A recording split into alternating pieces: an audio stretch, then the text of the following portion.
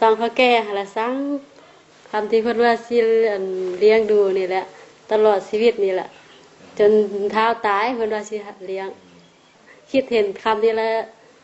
น้องเบื่อหน่ายเลยอยากสั่ง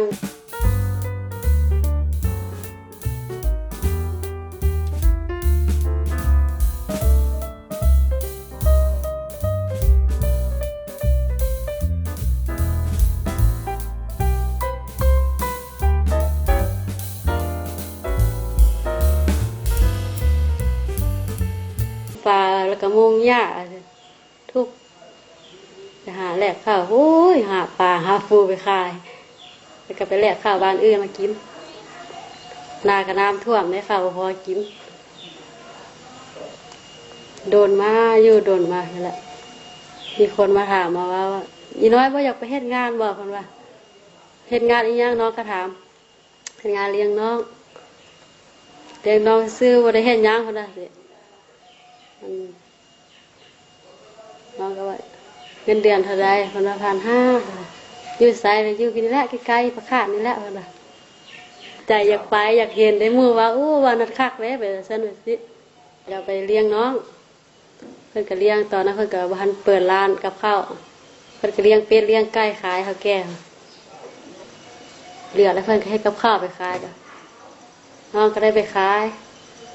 เอาน้องนอนเด้อก็ซักผ้าล้างถ้วย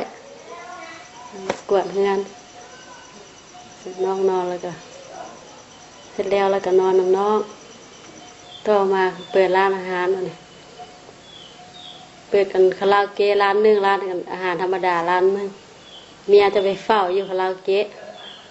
ผัวจะคุมอยู่ร้านที่น้องอยู่เมียบ่มากเงินเวลาว่างไปเล่นไพ่ไปเล่นการพนันครับไปเปิดมือบ่มาซอยเวียกผัวยามมื้อเย็นมีแต่ผัวเฮ็ดกับลูกน้องอยู่ล่างจะว่าค่ำพี่แหละเพื่อก็9 โมง 10 โมงค่อยเข้ามาบ้านมาแต่งตัวแล้วก็ออกไปอีกอาบน้ำกินข้าวแล้วออกไปอีกคนละเทื่อก็ตี 1 ตี 2 ตี 5แล้วมือก็แจ้งค่อยมาก็ว่าเมียคือเป็นแบบซี่เจ้าสิบ่ฮู้จักมาซอยเวียกซอยงานผัวเพิ่นก็เว้าให้ลูกน้องฟังว่าได้จมเข้าไปเฮาก็บ่ฮู้แล้วเนาะจมไปฟังก็ฟังว่าได้อยากให้เมียเป็นแบบซี่เด้เพิ่นว่าเทื่อต่อมาเพิ่นก็ซื้อเครื่องให้ตัวได้อยากได้นั้นได้นี้บ่เพิ่นว่าอยากได้โทรทัศน์บ่ค่ะเพิ่นก็ซื้อให้โดยเย็นเพิ่นก็ซื้อให้ก็คือแล้วเพิ่นสิฮักเอาเงินเดือนบ่เพิ่นก็เลยบ่ฮักแต่ว่าเพิ่นก็บ่ได้ว่าเมียเพิ่นฟังแต่ก็รักซื้อให้เลยก็บ่ฮู้นำเพิ่นอันนี้ที่แรกก็สิเป็นแบบซั่นแหละก็สิคิดสั่งเมียบ่ตอนนั้นก็สิคิดเบื่อหน่ายเมียบ่นั่นก็สิคิดใส่แล้วเห็นลูกน้องอยู่บ้านนี่ก็สิบ่ฮู้จักแล้วก็กำลังแก่เอาหั่นแหละเฮาก็บ่เต็มใจแล้วเนาะเฮาก็บ่ฮู้หยังบัดนี้มันก็ขัดขืนเพิ่นก็กุ้มอยู่หั่นแหละ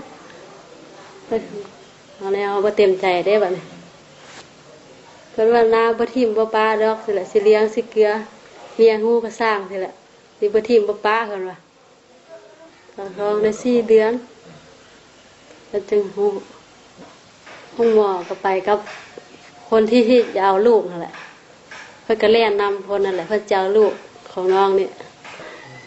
ที่แรกว่าสิให้คนแล้วปัดออกมาแล้วเห็นหน้าลูกแล้วก็ให้คนบ่ได้ลูกได้เดือนนึงก็กลับมาจ้างเขาเจ้าข้ามส่งเกี่ยวกับอนาคตกับของลูกนี้น้องคิดว่าสิมีโครงการอะไรกับลูกเต้ากับลูกชายถ้ามันใหญ่ก็สิสอบหาเงินส่งเรียนจังซี่แหละน้องก็อยากให้รุ่นน้องรุ่นอะไรก็ผู้มีประสบการณ์ผู้บ่เคยเห็นก็บ่อยากให้ไปหุ้นก็อยู่ยากเลยโลภลีอีกบ่ได้สะดวกสบายกับบ้านเมืองเฮาอีกย่านเขาฆ่าเขาตีแล้วถ้าตายหุ้นก็แล้วเลย